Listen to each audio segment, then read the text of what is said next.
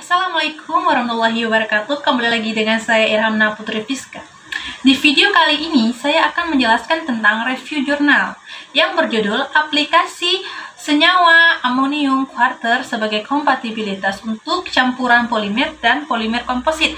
Nah, di dalam video ini nanti ada 4 poin yang kita bahas, yaitu campuran polimer, polimer komposit, QAC, dan QEL.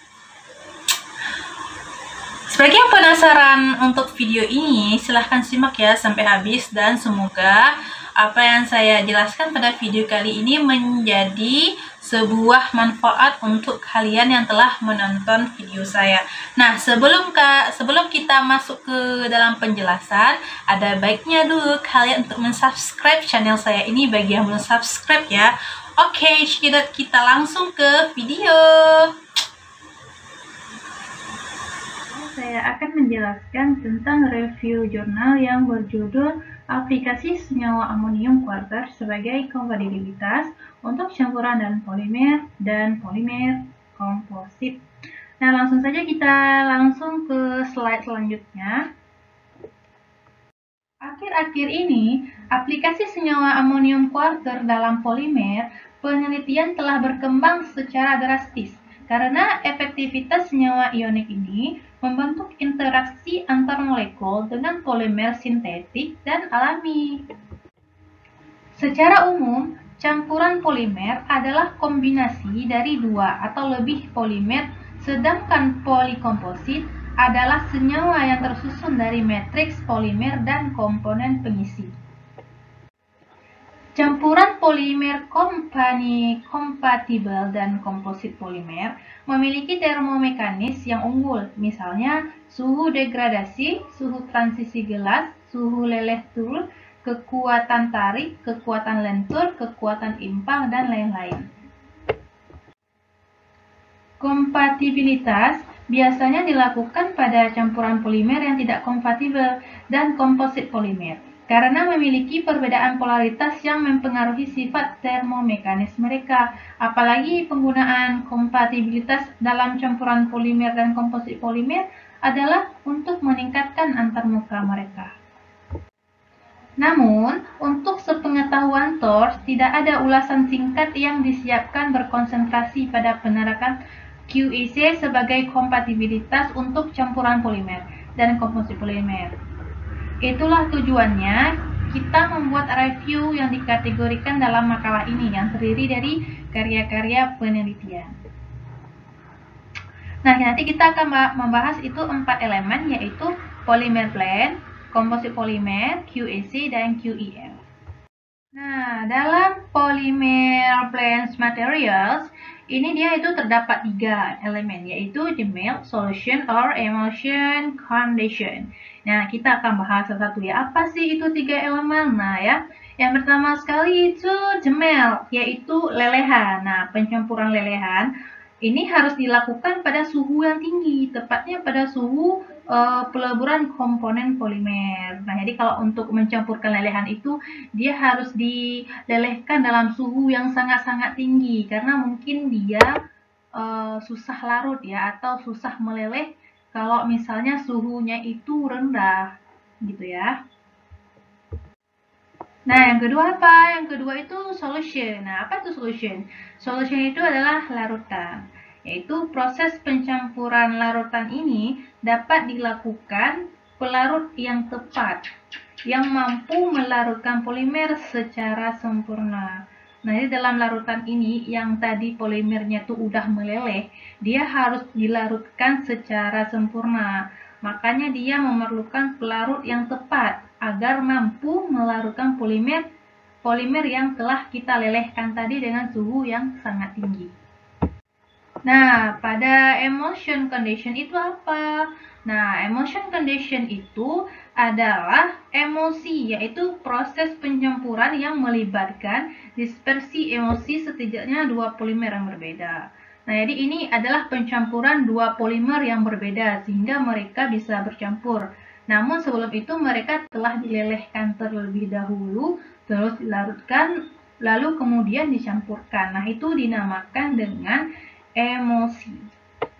Selanjutnya kita masuk ke dalam polymer composite materials, yaitu bahan komposit polimer. Bahan komposit polimer ini biasanya dibuat dengan memasukkan pengisi ke dalam matrix polimer. Prosesnya itu bisa dilakukan baik dengan cara atau dalam bentuk cair, dalam bentuk larutan, atau dalam bentuk emulsi. Nah, dia di sini bisa dimasukkan dalam 3 bentuk gitu, cair, larutan, atau emulsi. Nah, bagaimana dengan thermoplastic polymer composite can be prepared through chemical solution and emulsion processing, gitu kan? Nah, itu komposit polimer thermoplastik dapat dibuat melalui lelehan, larutan, dan pengolahan emulsi. Now, however, for thermosetting polymer composite, they are generally preferred through solution processing before curing because they cannot be melted, emulsified, and precipitate of curing. Nah, kan, dia itu ada juga dia komposit polimer termoset. Nah, dia itu umumnya disiapkan melalui pemprosesan larutan sebelum pengawetan karena tidak dapat meleleh dan tidak dapat dibentuk gitu. Jadi perbedaannya ini termoplastik dan termoset. Ya, pada termoplastik dia dibuat melalui lelehan gitu kan. Sedangkan pada polimer termoset dia tidak langsung terbentuk, malahan dia langsung harus melalui pemprosesan larutan sebelum dibuat pengawet karena dia tidak dapat meleleh gitu kan, dia tidak dapat meleleh. Makanya pada komposit polimer termoset ini dia agak sedikit lama pemprosesannya karena dia tidak mudah untuk meleleh seperti polimer termoplastik. Nah, ini ada tips of QES itu ya. Ini adalah QEC untuk kompatibilitas campuran polimer dan komposit polimer. Dia itu terbagi dua, yaitu QES dan QEILS. Kita akan bahas satu-satu. Yang pertama sekali itu kita bahas tentang QAS. Itu kepanjangannya adalah Quaternary Ammonium Surfactant. Nah, QS ini dapat mengurangi tegangan permukaan antara polar dan non-polar, termasuk komponen campuran polimer dan komposit polimer. Selain itu, QAS telah terbukti berfungsi dalam banyak proses fisik vital, sebagai agen pengemulsi, agen pembasah, agen pendispersi, agen pelumas, dan pelunakan. Jadi pada QES ini dia dapat mengurangi tegangan permukaan antara polar dan non-polar sehingga mereka bisa agak sedikit longgar dan bisa juga dilakukan dengan komponen campuran polimer dan komposit polimer gitu. Bisa dua-duanya diolah dalam QES ini. Dia bisa mengurangi tegangan permukaan gitu antara polar dan non-polar tadi. Namun pada QES ini itu memiliki temperatur yang sedikit tinggi ya gitu.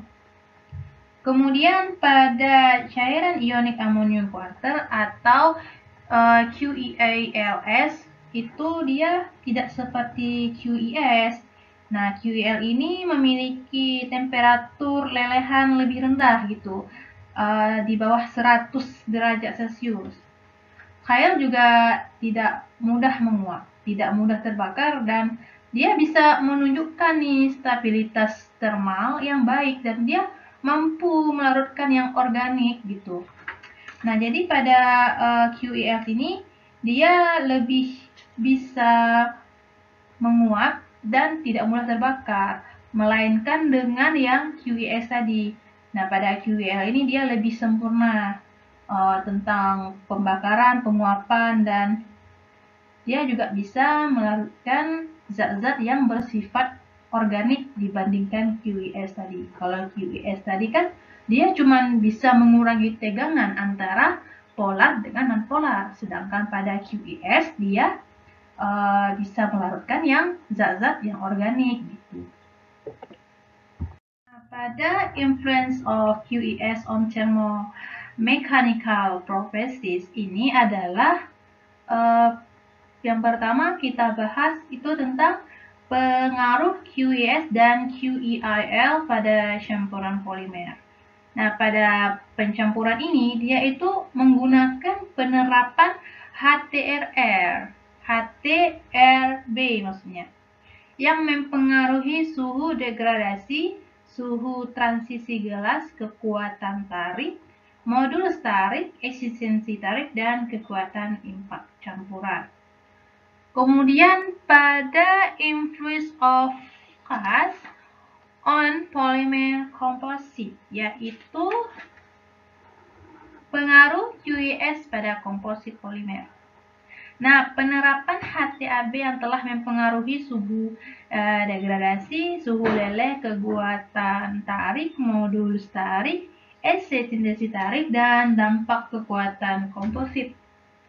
Pada suhu degradasi ini, kompositnya itu menurun karena suhu awal pada HTAB yang lebih rendah daripada komponen komposit yang lain, yang mempengaruhi suhu degradasi komposit secara keseluruhan. Namun, suhu leleh komposit tetap tidak berubah karena adanya kisi kristal HTAB dalam komposit. Nah, yang kemudian itu ada influence of QALs on polymer composite, yaitu pengaruh QAILs pada komposit polimer.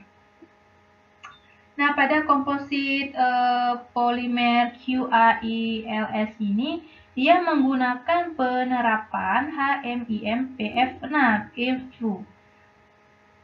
Ini meningkatkan suhu degradasi, suhu transisi gelas, suhu tarik modulus, dan eksentrasi tarik komposit.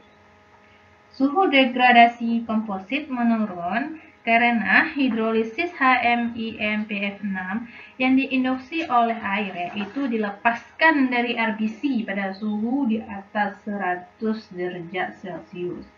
Nah, ini kan suhunya sangat tinggi ya.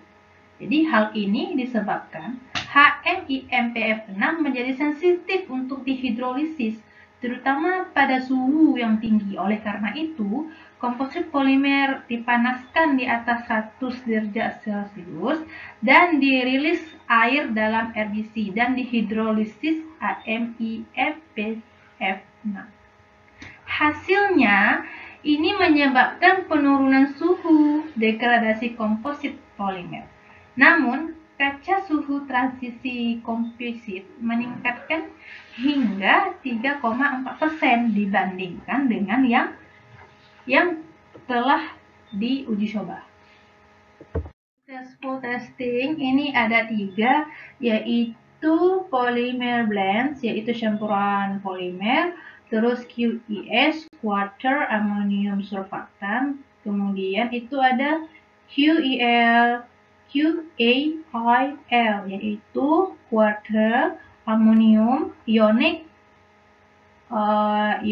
pokoknya ya, ionic. Itu ada 3, dia berantai.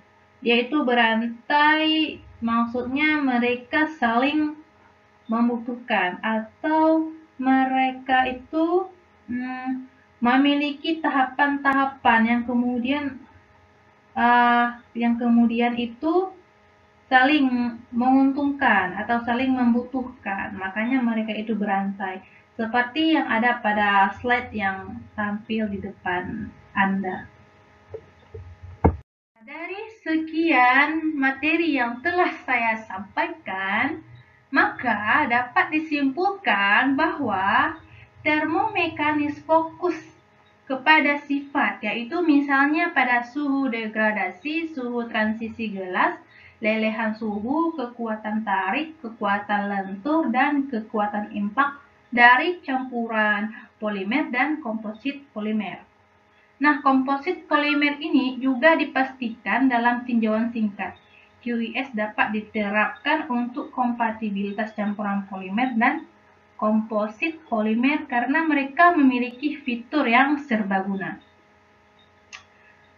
Nah, pada komposit polimer, dia itu terdiri dari pathibilizat oleh QES dan QAIL. Juga dapat secara efektif membentuk interaksi antar molekul, antara matriks, polimer, dan pengisinya. Sekianlah presentasi dari saya, semoga bermanfaat bagi kalian semua dan semoga ini menjadi sebuah ilmu baru yang kalian dapatkan pada presentasi saya pada kali ini. Mohon maaf jangan terlalu didengar suara cicak itu ya, dia sangat mengganggu. Nah, jadi jika kalian ingin menanyakan atau ada hal yang ingin ditanyakan atau tentang kesalahan-kesalahan penulis, silahkan hubungi di email saya irhamnaputrifiska@gmail.com dan insya Allah saran dan sanggahan kalian akan menjadi atau akan memberikan presentasi ke depan untuk saya menjadi lebih baik dari hari ini. Oke, sekianlah pada presentasi hari ini. Saya selaku presenter undur diri. Akhir kata, wassalamualaikum warahmatullahi wabarakatuh.